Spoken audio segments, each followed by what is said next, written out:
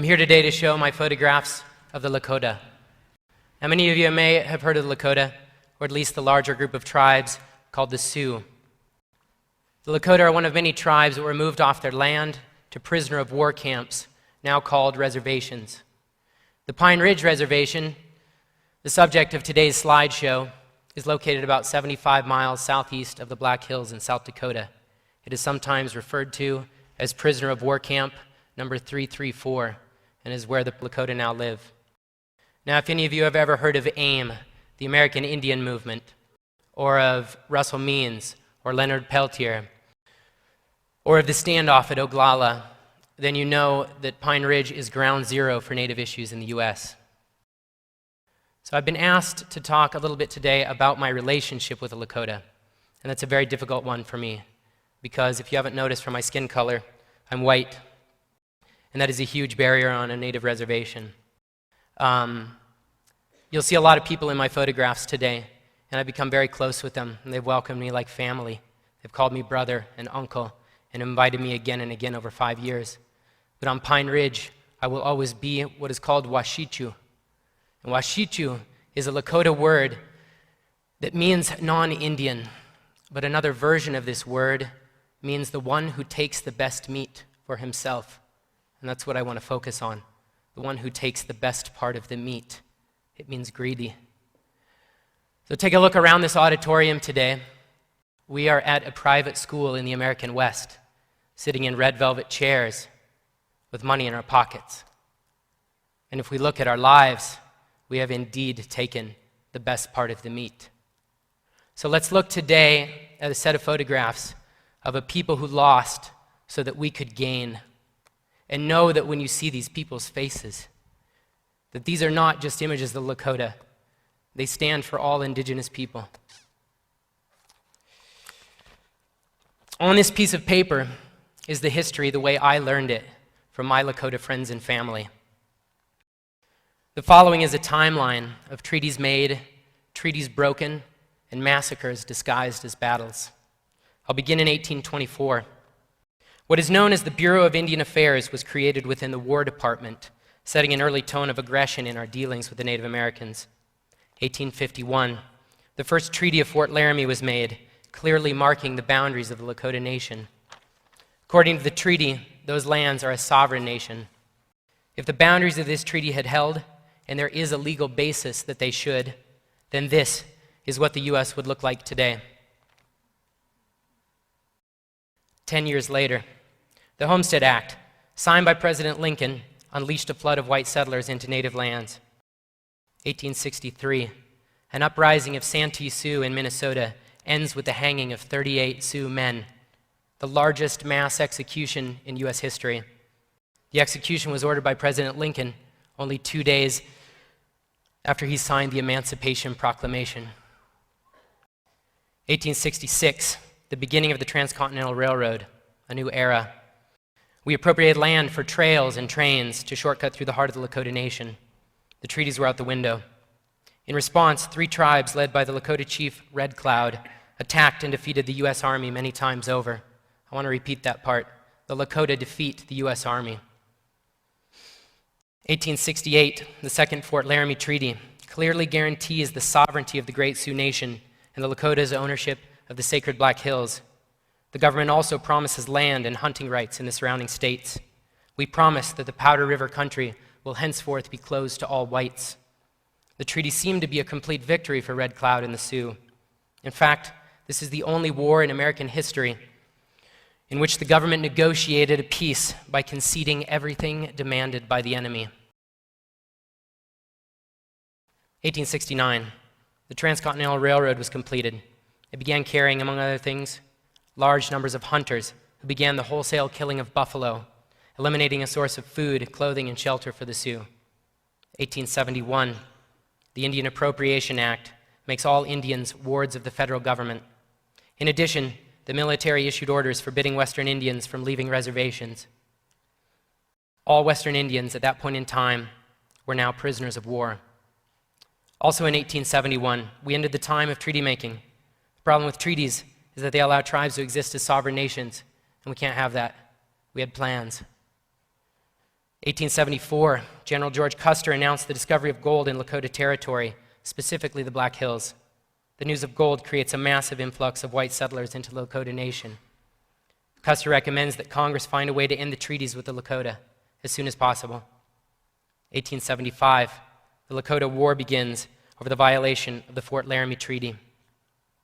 1876, on July 26th, on its way to attack a Lakota village, Custer's 7th Cavalry was crushed at the Battle of the Little Bighorn. 1877, the great Lakota warrior-in-chief named Crazy Horse surrendered at Fort Robinson. He was later killed while in custody. 1877 is also the year we found a way to get around the Fort Laramie treaties. A new agreement was presented to Sioux chiefs and their leading men under a campaign known as Sell or Starve. Sign the paper or no food for your tribe. Only 10% of the adult male population signed. The Fort Laramie Treaty called for at least 3/4 of the tribe to sign away land. That clause was obviously ignored. 1887, the Dawes Act. Communal ownership of reservation lands ends. Reservations are cut up into 160-acre sections and distributed to individual Indians, with the surplus disposed of. Tribes lost millions of acres. The American dream of individual land ownership turned out to be a very clever way to divide the reservation until nothing was left. The move destroyed the reservations, making it easier to further subdivide and to sell with every passing generation. Most of the surplus land and many of the plots within reservation boundaries are now in the hands of white ranchers. Once again, the fat of the land goes to Washitu. 1890, a date I believe to be the most important in this slideshow. This is the year of the Wounded Knee Massacre. On December 29th, U.S. troops surrounded a Sioux encampment at Wounded Knee Creek and massacred Chief Bigfoot and 300 prisoners of war using a new rapid-fire weapon that fired exploding shells called a Hotchkiss gun. For this so-called battle, 20 Congressional Medals of Honor for valor were given to the 7th Cavalry. To this day, this is the most Medals of Honor ever awarded for a single battle. More Medals of Honor were given for the indiscriminate slaughter of women and children than for any battle in World War I, World War II, Korea, Vietnam, Iraq, or Afghanistan. The Wounded Knee Massacre is considered the end of the Indian Wars. Whenever I visit the site of the mass grave at Wounded Knee, I see it not just as a grave for the Lakota or for the Sioux, but as a grave for all indigenous peoples. The holy man Black Elk said, "I did not know then how much was ended. When I look back now from this high hill of my old age, I can still see the butchered women and children lying heaped and scattered all along the crooked gulch. As plain as when I saw them with eyes still young. And I can see that something else died there in the bloody mud and was buried in the blizzard. A people's dream died there, and it was a beautiful dream."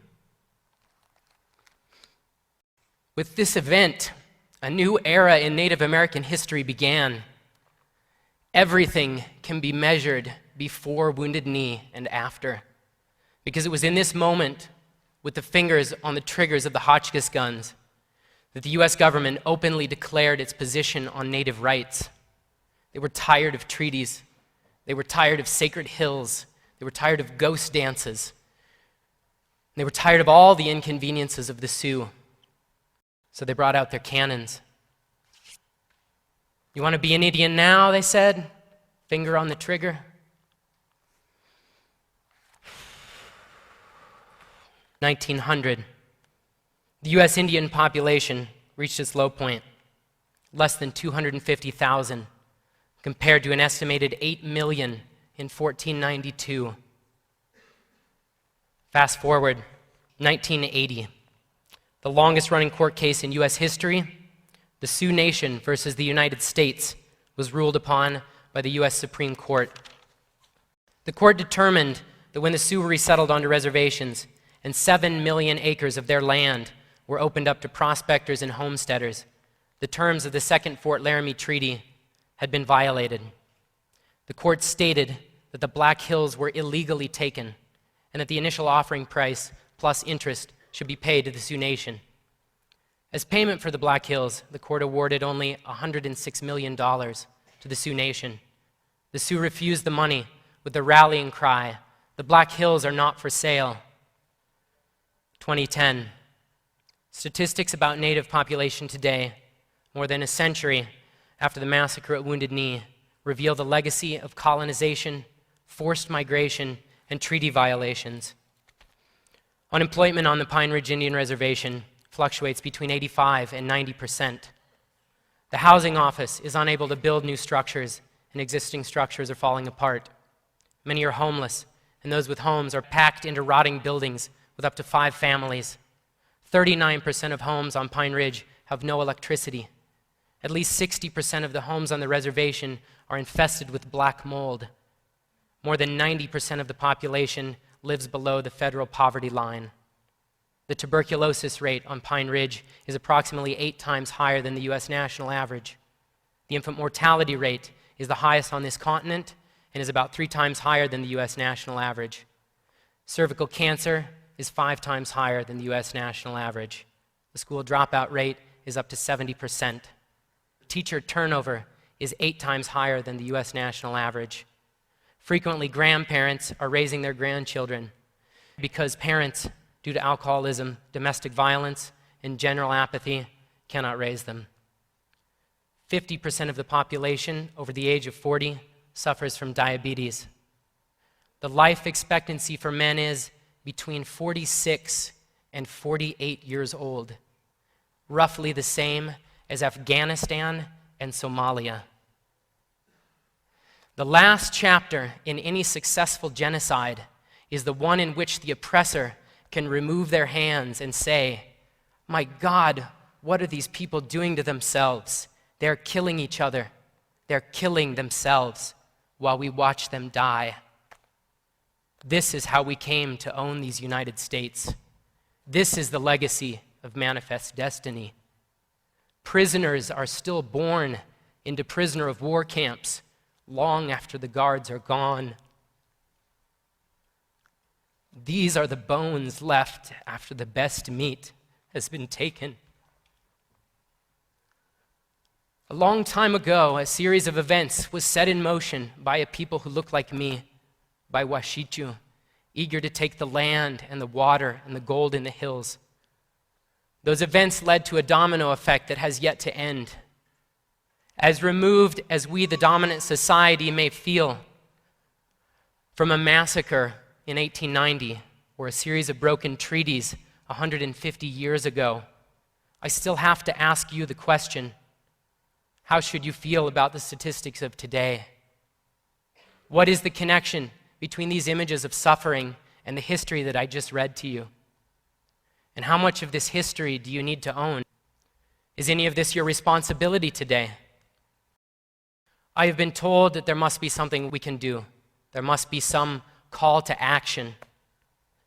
Because for so long I've been standing on the sidelines, content to be a witness, just taking photographs.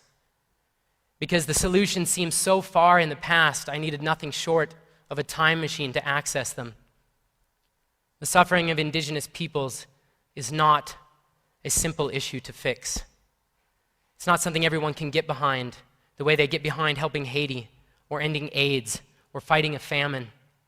The fix, as it's called, may be much more difficult for the dominant society than, say, a $50 check, or a church trip to paint some graffiti-covered houses, or a suburban family donating a box of clothes they don't even want anymore.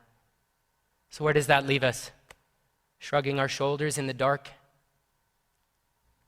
The United States continues on a daily basis to violate the terms of the 1851 and 1868 Fort Laramie treaties with the Lakota. The call to action I offer today, my TED wish, is this: honor the treaties, give back the Black Hills. It's not your business what they do with them.